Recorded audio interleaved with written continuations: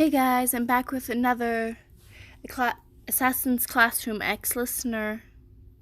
I hope you enjoy. I could ask you the same thing.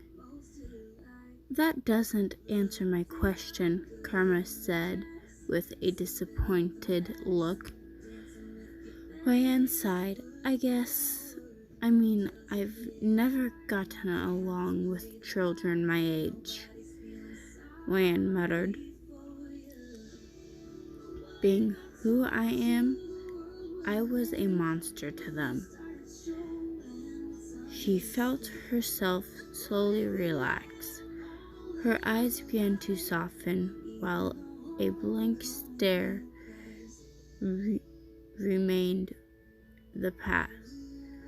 remembering the past. Then she stopped herself. Rand could see Karma looking at her from the corner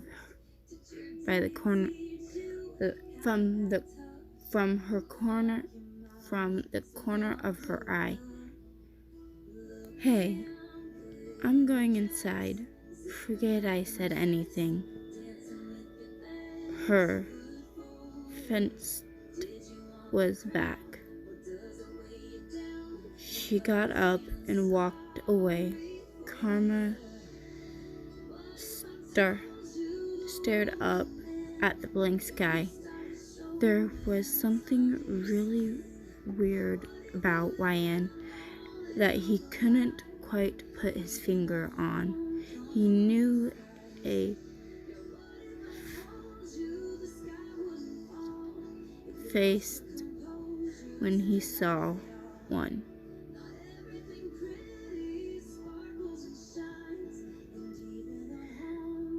He has been acting like he's okay for a long time. After school that day, Karma was curious to find out more about Yan Chen. He was waiting for her in the front of the school. Yan's eyes narrowed at him. I'm not your friend, she said as she walked past him. Karma began to follow Yan. What do you want from me, Akabane? Nothing.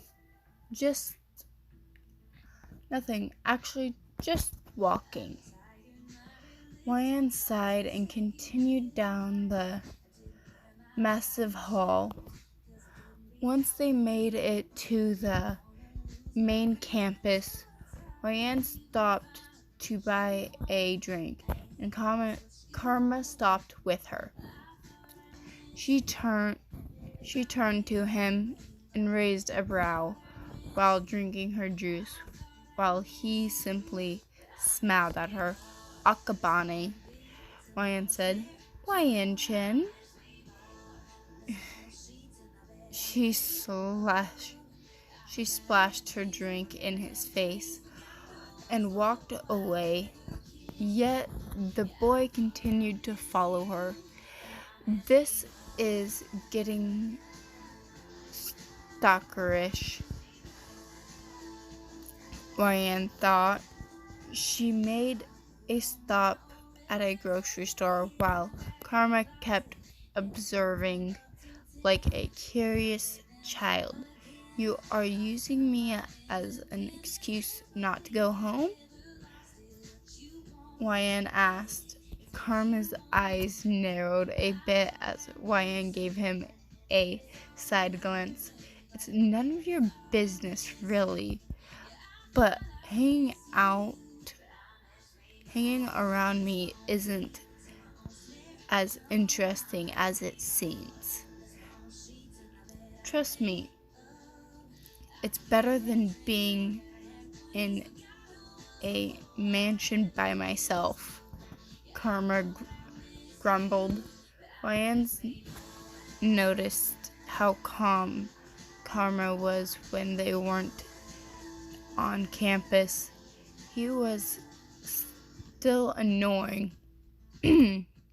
but less violent and crazy. He even carried her grocery bags for her. Ryan raised a brow at him, thinking he has some sort of interior motive. The next day, Karma and Ryan walked into class together to see potion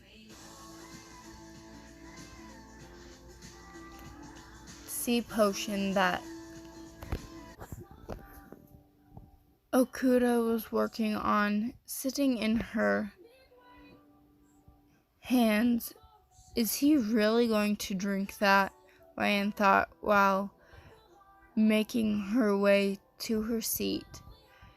As Koro-sensei walked into class, okay, everyone, please take your seats, he announced, and walked to the chalkboard. I brought it to Sensei.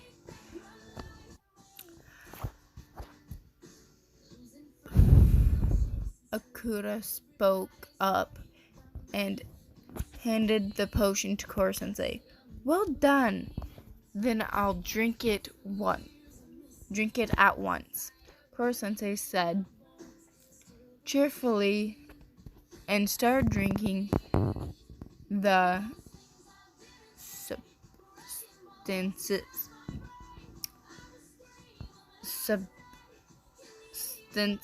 substance. Once he was finished, Koro-sensei began laughing, and his eyes started to glow.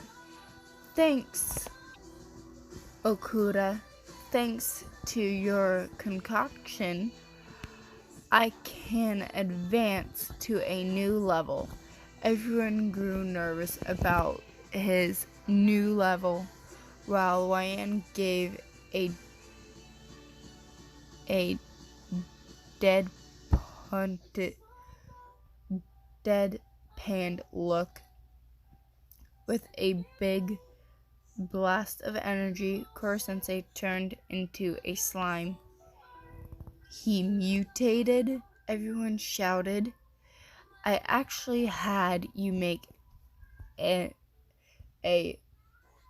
toxin that would stimulate my cells and enhance my flexibility, Koro-sensei said, and started moving everywhere super fast. As a liquid, I can now fit into the tightest of space. He continued from inside Ryan's desk. And you chose my desk? Ryan questioned. That's more. I'm still as speedy as ever.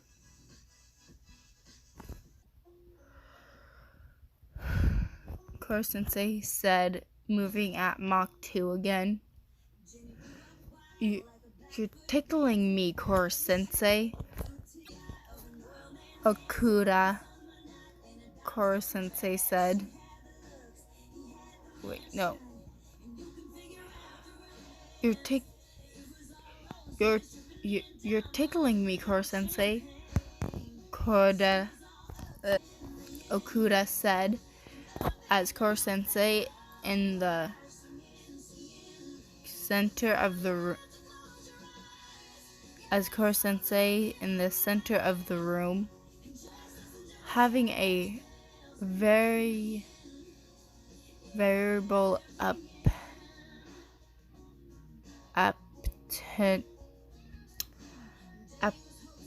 attendability to decipher other is a value part of assassinations, Okuda, Koro-sensei said. Variable appetity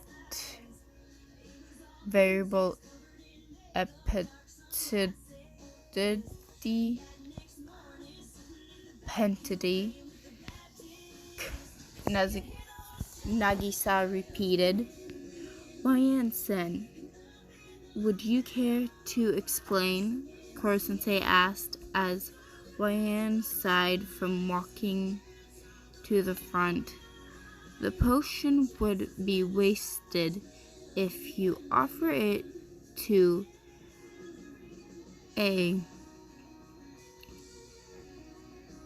in a naive way. The target will take advantage of you, i.e. liquid, Koro-sensei.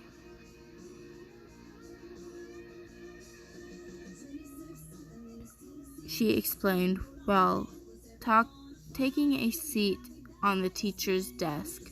Correct, Koro-sensei said. For example, if you ever want to give a target poison, you have to be sneaky. Hide it in their favorite drink or food. Akura, if you can't be sneaky, ask for help. Communication is key to assassination, Ryan continued to explain while giving her a small smile. Ryan is correct again. I hope you will continue to develop the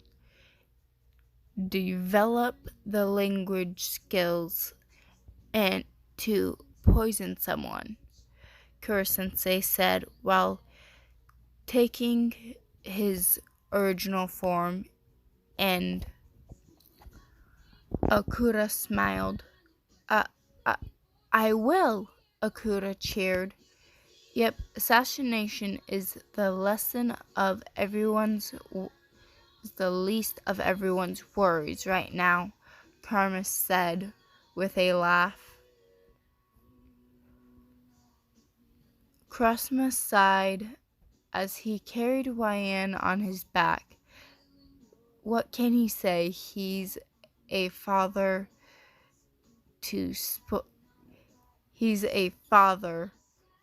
at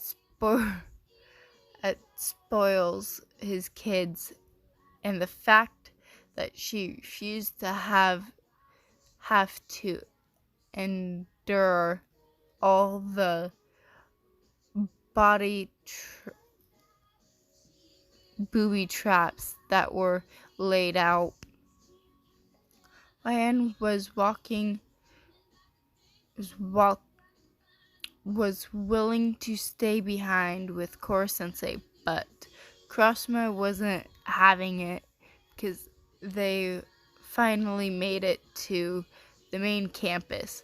Ryan was pacing on the ground as she was slowly waking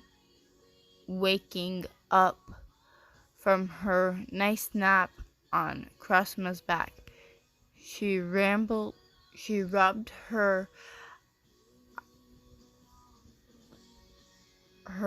eyes while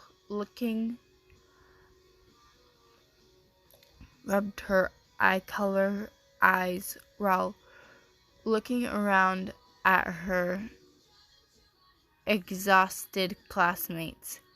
Couldn't be me, she thought. Come on, guys, hurry and line up.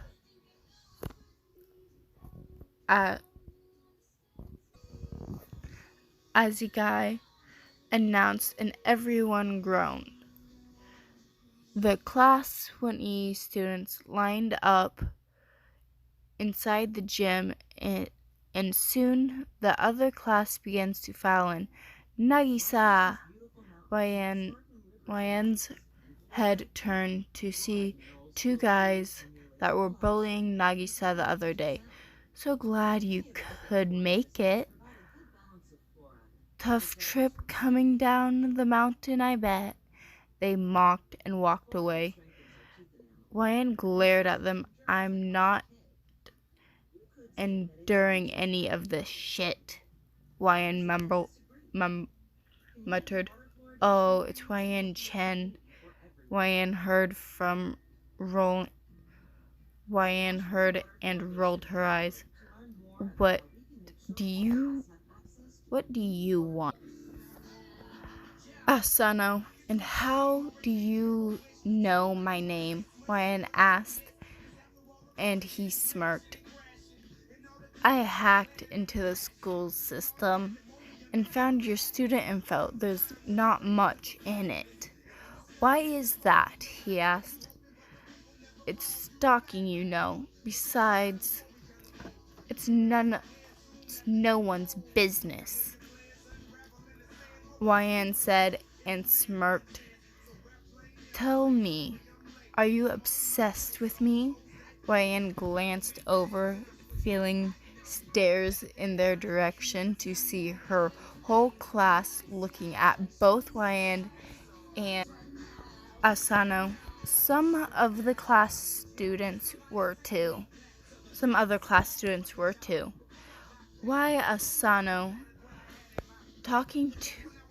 Why is Asano talking to an E-class student? Are they dating? There's no way. Wyan glared their daggers at the other students. Asano chuckled. You're a very interesting girl, Wyan. You're qualified for Class A, and yet you're here. He leaned forward and whispered in her ear. Why is that?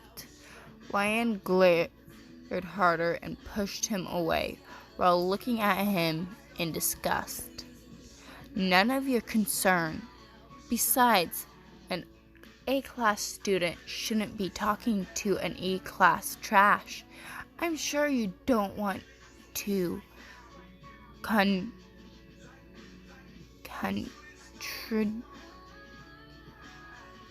creation certain rumors floating around. So goodbye. Wyan took her place in line.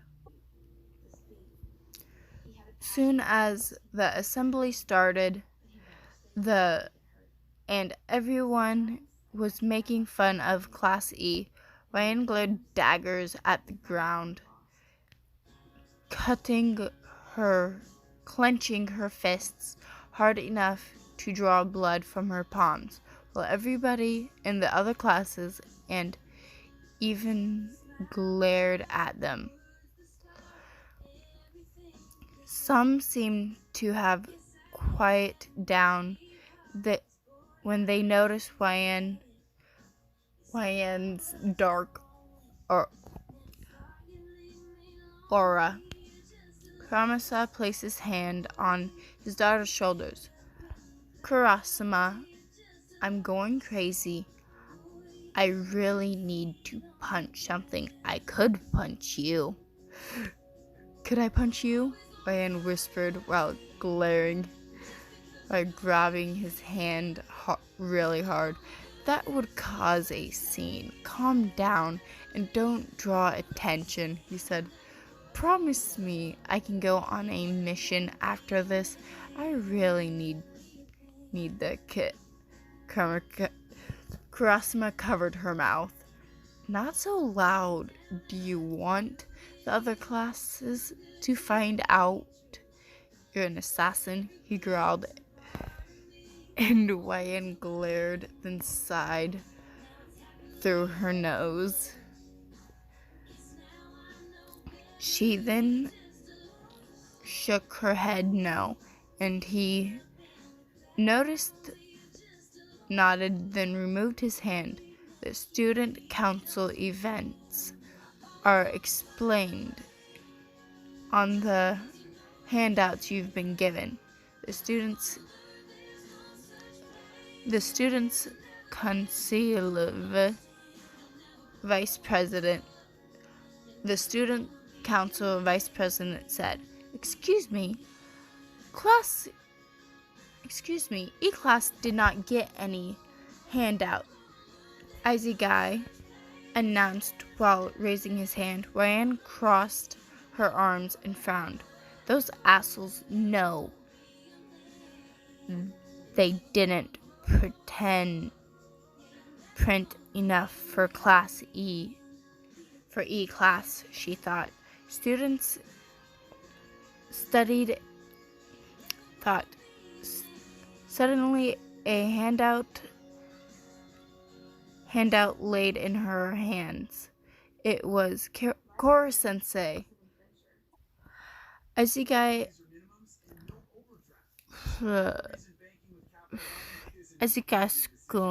he said. Everyone it has a handwritten copy now, it would seem. Yes, sir. We have our handouts. Please continue. I just said, and the vice principal glared. What? How? Hey now.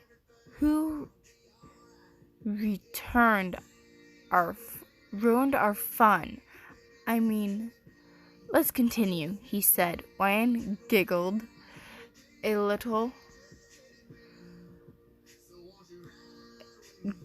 a bit, seeing that the other classes were jealous of their interesting with their teacher. After the assembly, Wyan sighed as she walked to the vending machine for a drink and stopped when she saw Nagisa and the two bullies. Wyan had to eavesdrop on their conversation. Don't you think you guys are getting a bit carried away? The tall one said. Huh? Nagisa asked, laughing during the assembly and stuff. You should learn some respect, the shorter one said. Ryan glared. E-class outcast. Just keep its head down and shut up, the tall one said. You got crappy lives. Wang yelled down. After all, the shorter one added, and Nagisa glared at them. Hey, what's with the dirty look? And where's your little E-class girlfriend to protect you? The short one mocked. Wyan's heard enough, and she actually walked over to the machine. Hey you! The tall one called out to her, but was ignored. Ryan grabbed her juice box and starts drinking it. I'm talking to you, bitch. Learn some respect, he said, and Ryan raised a brow. Say something classy, he yelled, and the tall one suddenly grabbed Ryan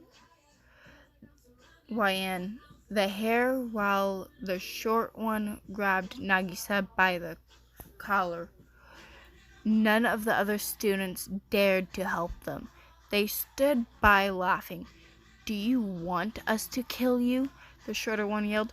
Ryan chuckled darkly. Do you know how it feels to actually kill a man? Ryan said, and his expression changed as he let her go. Hearing him scream in agony while you cut him from his chest to his wrist. Hearing the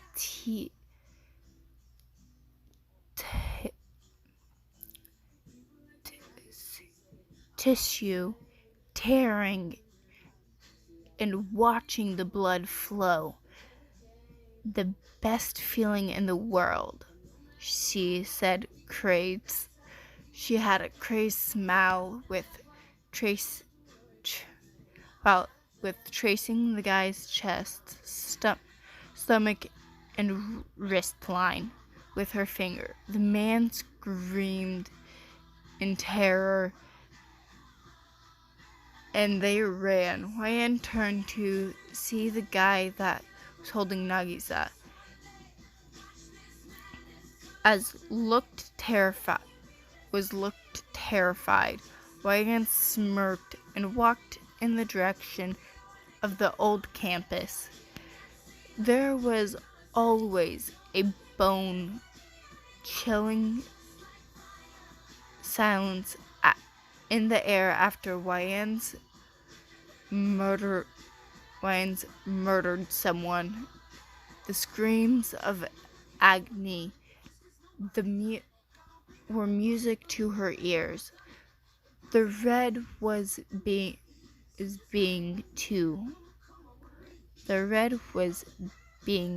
to become Ryan's favorite color. Their cries and whines, the ability to bring a growing man to his knees, begging for his life, was always a highlight on a mission. She was allowed to kill. Wyan let out a crazy laugh while stabbing at the corpse of the person she'd already killed, hoping to draw more blood out of them. She was laughing so loud that she almost didn't hear the beep of her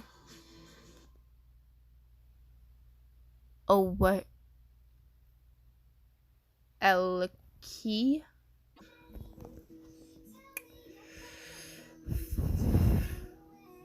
Ryan sighed dreamily and laid down in the pool of collected blood from her 3 victims. Ryan answered her Alwaki. Did you get the information before disposing of them? Crossma asked. Of course I did. I'll send you the intel, Ryan said. Crossma could hear the borderline insanity in her voice, but he knows how she gets after her bloodlust dies down. Good work. I'll bring cake home. My aunt smiled a bit and turned off her walkie. She smiled. She laid there for a moment, looking up at the blood-painted ceiling. Then she crashed. She sat up and looked down at the mess she had made. It smelled of death from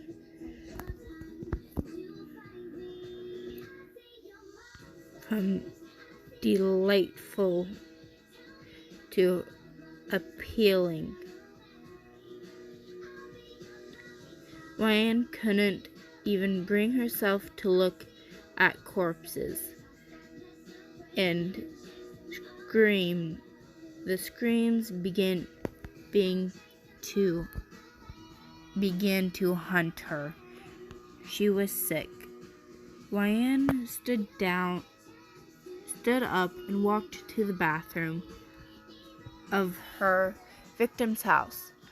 The poor girl blankly stared at the blood that was rolling off her body. It was in the shower. She felt nothing. The fact that she felt nothing about what she had just done upset her. No normal 15-year-old would be running around killing mob bosses and assassinating powerful people. They would be hanging out with friends, studying, getting ready for high school. But here, Wyan trying to scrub the blood of her victims off her hands and body.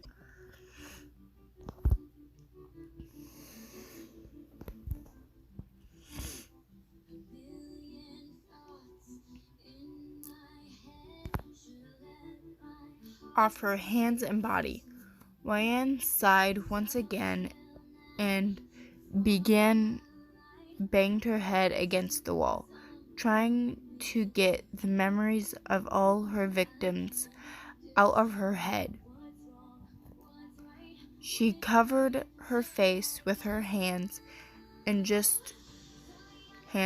just want to be normal like Papa wanted, Wyan muttered. After her shower, she dressed in different clothes and collected her things, then left. She was too sick for cake. When she got home, Wyan only wanted to curl up in her bed and fade away into nothingness.